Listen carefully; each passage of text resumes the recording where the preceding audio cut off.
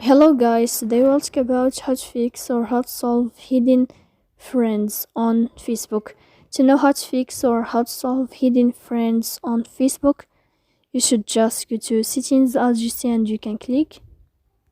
Then this list you will enter to the window of apps, default apps, app settings.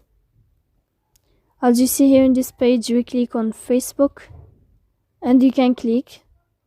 Then this page of app info, you can click on first stop and you can click OK. Then you will enter to the window of storage. Here you can click clear cache. Don't click clear data because that can cause you errors in your app.